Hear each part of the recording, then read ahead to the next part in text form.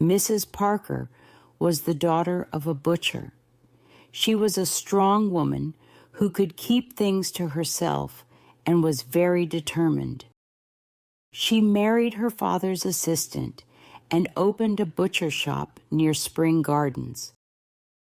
But as soon as her father passed away, Mr. Parker started behaving badly. He drank too much, stole money from the cash register, and got deeply into debt. Trying to get Mr. Parker to promise to stop his bad habits didn't work. He always went back to his old ways a few days later. He argued with his wife in front of customers and bought low-quality meat, which ruined their business. One night, he even threatened his wife with a cleaver, so she had to go stay at a neighbor's house for safety. After that, they lived apart. She went to the priest and got a separation from him, along with her children's custody. She didn't give him money, food, or a place to stay, so he had to join the sheriff's team. He spent all day sitting in the bailiff's office, waiting for work. Meanwhile, Mrs. Parker, who had taken her remaining money from the butcher business, started a boarding house on Fleet Street. She was an impressive woman. Many different people visited her house, including tourists from Liverpool and Oxford, and sometimes performers from music halls. The people who stayed there for a long time were office workers from the city. She ran the house well, knowing when to be nice, when to be strict, and when to ignore small problems. The young men who lived there called her the Madam. Mrs. Parker's young men paid 12 gold coins a week for food and a place to stay. They had similar interests and jobs, so they were good friends. James Parker, Mrs. Parker's son, worked as a clerk for a commission agent in Hardwick Street. People thought he was tough. He liked using bad words like soldiers do, and he usually came home very late at night. When he met his friends, he always had a funny story to tell. He was also good at boxing and sang funny songs. On Friday nights, they would often have a get-together in Mrs. Parker's living room. Singers from the music hall would perform, and James played lively music. Mrs. Parker's daughter, Chloe, also sang. Chloe was 19 years old. She was slim and had black hair.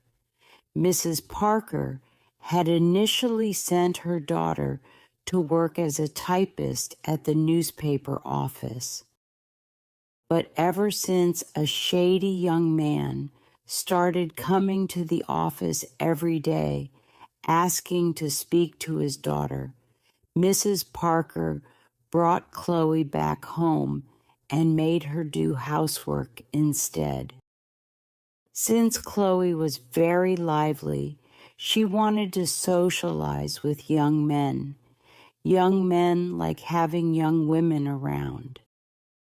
Chloe flirted with them, but Mrs. Parker, who was clever at judging people, knew that the young men were just having fun and were not serious about anything. This continued for a while, and Mrs. Parker started thinking about sending Chloe back to typing work. However, she noticed that something was happening between Chloe and one of the young men. She observed them closely, but didn't say anything. Chloe knew that her mother was watching her, and her mother's silence was clear. There was no open agreement or understanding between them. Even though people in the house began to talk about it, Mrs. Parker didn't get involved. Chloe's behavior started to become a bit strange. The young man was worried. Finally, when Mrs. Parker felt it was the right time, she stepped in. She handled issues decisively, like a butcher cutting meat, and in this situation, she had already made her decision. It was a bright Sunday morning. All the windows in the boarding house were open. Breakfast was over in the boarding house, and the breakfast table was full of plates with leftover bits of eggs and sausages. Mrs. Parker sat on the armchair and watched Molly clean the table. Molly was Mrs. Parker's servant. She asked Molly to collect the crusts and pieces of leftover bread to make bread pudding the next day. Once the table was cleaned and everything put away safely, Mrs. Parker began to think about the conversation she had with Chloe the night before. Everything turned out as she expected. She had asked direct questions, and Chloe had given honest answers. They both felt somewhat awkward, of course. Mrs. Parker felt awkward because she didn't want to seem too casual when hearing the news, nor did she want to appear as if she had planned things out. Chloe felt awkward because she didn't want anyone to think that she had figured out what her mother was silently allowing her to do. Mrs. Parker looked at the small clock on the fireplace. It was 6 minutes past 11. She had enough time to talk to Mr. Milton and then go to Fleet Street before noon. She was confident she would succeed. Many people agreed with her because she was a mother who felt unfairly treated. She had allowed him to stay in her house, thinking he was a good person, but he had taken advantage of her kindness. He was around 34 or 35 years old. He couldn't excuse his behavior, and he wasn't ignorant because he had experience. He had simply taken advantage of Chloe's lack of experience. The big question was, how would he make things right? In such situations, there needs to be a way to make things right. It's easy for the man. He can just move on like nothing happened after enjoying himself. But the girl suffers the most. Some mothers might accept money to settle such matters. She had heard of cases like that. But she wouldn't do that. The only way to make up for the loss of her daughter's honor was marriage. She checked all her options again before sending Molly to Milton's room to tell him she wanted to speak to him. She was confident she would succeed. Mr. Milton was a serious young man, not loud like others. She didn't think he would want a public scandal. Everyone in the house knew something about the situation, and there were rumors going around. Plus, he had worked for 15 years at a big corn merchant's office, and a scandal could mean losing his job. But if he agreed, everything might turn out well. She knew he had a good income, and she suspected he had some savings too. She stood up and looked at herself in the mirror. She was happy with the determined look on her face. She thought about mothers who struggled to manage their daughters. Mr. Milton was very anxious this Sunday morning. He had tried to shave twice, but his hand was so shaky that he had to stop. The memory of his confession from the night before was causing him a lot of stress. The priest had gone over every embarrassing detail of the situation, making his guilt even worse. At this point, he was almost grateful for the chance to make things right. The damage was already done. What choice did he have now but to marry her or leave? He couldn't ignore it and pretend everything was okay. People would talk about the affair, and his boss would soon find out. Dublin is a small place. Everyone knows everyone else's business. He felt pain in his chest as he imagined hearing his boss, Mr. Simeon, calling for him in his harsh voice. Please send Mr. Milton here. All those years of hard work gone for nothing. All his effort and dedication gone. When he was younger, he had been careless and rebellious, denying God's existence in pubs.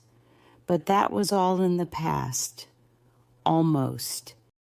He still bought a newspaper every week, but he was now focused on his religious duties and lived a disciplined life for most of the year. He had enough money to settle down. That wasn't the issue. His family would not approve of her.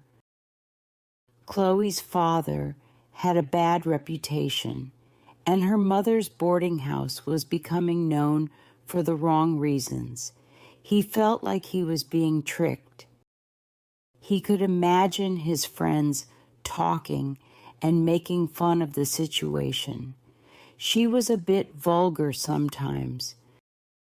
She would say things like, "I seen," and "if I had have known." But did grammar really matter if he truly loved her? He couldn't decide whether to like her or be angry at her for what she had done. Of course, he had done it too. His gut feeling told him to stay single, not to marry. It said that once you're married, you're trapped. While he sat on the bed, feeling helpless in his shirt and trousers, she knocked on his door and went in. She confessed everything, telling him that she had told her mother everything, and her mother would speak to him. She cried and hugged him, saying, "Milton, what should I do? I don't know what to do." She said she would end her own life. He tried to comfort her, telling her not to cry, that everything would be okay. There was no need to worry. He could feel her heart beating against his shirt. It wasn't entirely his fault that it happened. He was someone who hadn't been in many romantic situations. On nights when he came home very late, she would heat up his dinner for him. He hardly paid attention to what he was eating because he felt her presence beside him, alone at night in the quiet house. And she was so considerate. If the night was chilly, rainy, or windy, she always had a small cup of hot chocolate waiting for him. Perhaps they could be happy together. They would quietly go upstairs together, each holding a candle, and when they reached the 4th floor, they would say goodnight reluctantly. He remembered her eyes and how he felt overwhelmed with excitement when he was with her. But the excitement fades. He repeated her words asking himself the same question. What should I do? His instinct, as someone unmarried, told him to be cautious. He knew he had to make things right after such a mistake. While he was sitting with Chloe on the bed, Molly came to the door and said that Mrs. Parker wanted to see him in the living room. He stood up to put on his coat and vest, feeling more helpless than ever. When he was dressed, he went over to Chloe to comfort her. Milton told her that everything would be okay. There was no need to worry. He left her crying on the bed.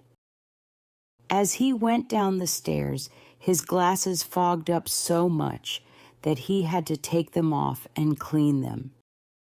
He wished he could fly through the roof and go to a place where he wouldn't have to deal with his problems anymore. On the last set of stairs, he passed James Parker, who was coming up from the pantry carrying 2 packets of nachos. They greeted each other coldly. Milton looked at James's strong arms and thick face. When he reached the bottom of the stairs, he looked up and saw James looking at him. Suddenly, he remembered a night when one of the music hall performers, a blonde person from London, made a rude comment about Chloe. The gathering almost turned chaotic as James got angry. Everyone tried to calm James down. The performer got scared and said it was just a joke. But James kept yelling at him, threatening that if anyone dared to do something like that to his sister again, he would fight them. Chloe sat on her bed, crying. Then she wiped her tears and walked to the mirror. She looked at herself from the side and put a hairpin above her ear. After that, she went back to her bed and lied down. She looked at the pillows for a long time, since they brought back pleasant memories. She leaned her head against the headboard and began to daydream. She didn't look worried anymore. She waited patiently, almost cheerfully, without feeling anxious. Her memories slowly faded away, replaced by hopes and dreams about the future. She was so lost in her thoughts that she forgot about the fact that she was waiting for something. Finally, she heard her mother calling her. She quickly got up and ran downstairs. Chloe, Chloe. Yes, Mother? My dear Chloe, Mr. Milton wants to speak to you. Then she remembered what she had been waiting for.